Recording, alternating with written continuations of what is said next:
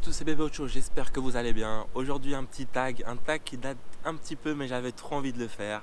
13 choses à savoir sur moi.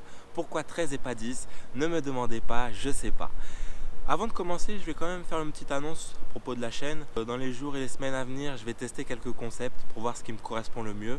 Au niveau des publications des vidéos, je ne peux pas vous faire de promesses quant à tant de vidéos par semaine. Je ne peux pas vous le faire. Parce que comme je vous ai dit, j'ai des objectifs. Et les priorités pour l'instant c'est le foot. Et là il y a la coupe qui reprend, ça veut dire 2 matchs par semaine plus les entraînements. Donc je ne peux rien vous garantir. Mais croyez-moi, ça me passionne de faire des vidéos. Donc vous en aurez, vous inquiétez pas. Après au niveau du cadre aujourd'hui c'est mieux que d'habitude. Ici vous avez le château Santa Barbara. Et de l'autre côté vous avez la plage. C'est mieux que le bureau où je suis d'habitude avec le fond tout blanc. Allez c'est parti pour le temps. Vous avez peut-être pu le voir, j'ai une cicatrice à l'arcade. Donc je sais pas si c'est à gauche ou à droite. Vous le verrez à la vidéo. En fait c'était quand j'étais petit, souvent qu'on me demandait ce qui s'était passé, je disais ouais je me suis battu avec 5 gars mais j'ai gagné et tout, mais non en fait c'est pas vrai.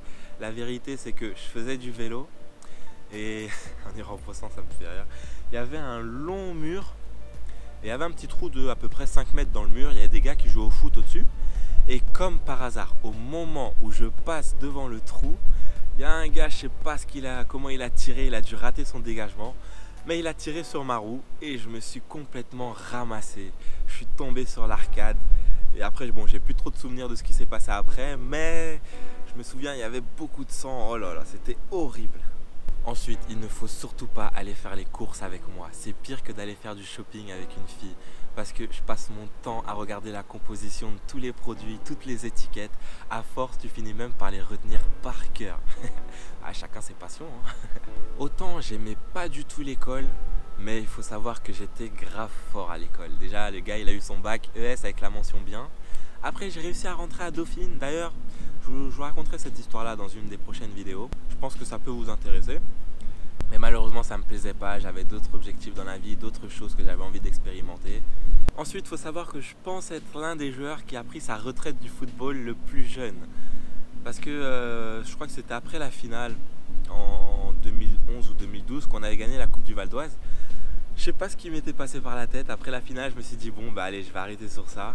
Et je vous jure que pendant 6 mois j'ai arrêté le foot, je me suis même lancé au basket. Ensuite un petit complexe, oui je sais, vous avez tous vos clichés sur les Renois, ils savent pas nager. Eh ben non, je sais nager. Mais mon problème c'est quand il faut plonger, je sais pas plonger. Pourtant je connais toute la théorie, j'ai vu plein de vidéos là-dessus, je pourrais apprendre la technique à n'importe qui.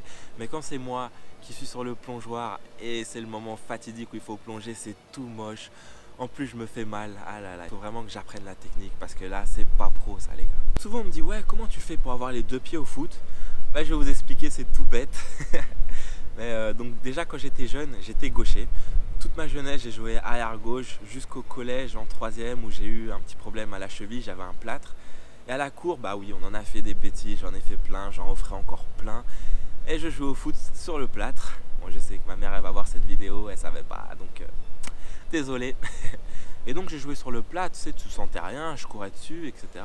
Et c'est depuis ce moment-là que j'ai développé une aisance avec le pied droit. Et là, vraiment, si on me demande si t'es droitier ou si t'es gaucher, je peux répondre les deux sans aucun complexe. Il faut savoir aussi que, peu importe la situation, j'arrive toujours à garder mon self-control. Je ne m'énerve jamais. Demandez à qui vous voulez. S'il m'a déjà vu énervé, c'est pas possible. Pareil pour celle-ci, je vous donnerai les techniques, mes conseils dans les vidéos qui viendront par la suite. J'ai un problème avec le froid, je ne peux pas être productif si j'ai froid. Par exemple, jouer au foot en hiver, t'as les pieds gelés, t'arrives pas à courir. De toute façon, vous pouvez le voir ici, là je suis bien, là il fait chaud ici. Si vous vous demandez pourquoi j'ai choisi l'Espagne plutôt que le Danemark, bah vous avez la réponse ici. Je ne peux pas être productif s'il fait froid. J'ai essayé toutes les méthodes en plus pour jouer au foot quand le terrain il est gelé. Vous savez, les sacs plastiques, les triples chaussettes, rien n'a marché. Le froid, ce n'est pas possible. Autant je suis pas trop manga, tu vois, tu vas me dire DBZ, tout ça, j'ai jamais regardé un épisode, Naruto, etc. Mais Olive et Tom, c'est mon manga préféré, je regarde tout le temps, même là encore, des fois ça m'arrive de regarder des épisodes. Mark Landers, je suis fan, j'ai son maillot, vous pouvez le voir ici. Mais Olive et Tom, c'est vraiment la base. Si t'as jamais vu un épisode, démarre ça tout de suite. Il faut savoir aussi que depuis quelques mois, j'ai testé une routine pour le petit-déj. C'est que justement, je ne prends pas de petit-déj, je prends que des jus de fruits et de légumes. ou des légumes et des fruits en solide. Et depuis, je me sens bien. Je vous ferai un bilan dans quelques semaines. Mais je sens vraiment que depuis que j'ai commencé cette routine-là, c'est vraiment bénéfique. Mon corps en profite pleinement et c'est tout à fait compatible avec le foot. J'ai un petit TOC aussi, enfin j'en ai plusieurs, mais celui-là il est vraiment poussé, un trouble obsessionnel compulsif. C'est, vous savez, les lignes par terre, que ce soit à chaque fois j'essaye de ne pas toucher les lignes quand je marche par terre, ou si c'est les passages piétons, je marche que sur les lignes blanches, enfin je sais pas. Je suis sûr qu'il y en a plein d'entre vous qui ont les mêmes TOC. Dites-moi dans les commentaires si vous aussi vous avez des TOC d'ailleurs. Une autre de mes passions bizarres, vous me direz, mais j'aime trop prendre l'avion. Ça doit peut-être dater de quand j'étais petit où je prenais tout le temps l'avion pour aller en Guadeloupe. C'était plus de 8 heures de vol et je kiffais. Tu sais, t'avais ta petite télé, tes écouteurs, les petits repas gratuits qui étaient grave bons en plus. Non, franchement, là encore aujourd'hui, j'aime trop prendre l'avion. Ce que tu ressens au décollage, à l'atterrissage, j'aime trop. Ensuite, je sais, vous avez encore vos clichés sur les Renois, le poulet, tout ça, tout ça. Bon, on va pas se mentir, le poulet c'est bon, mais moi je préfère le poisson. Bon, désolé à tous les véganes qui regardent la vidéo. Le poisson au-dessus du poulet pour moi, voilà. Je suis peut-être l'exception qui confirme la règle. C'était donc tout pour aujourd'hui, j'espère vraiment que cette vidéo vous aura plu.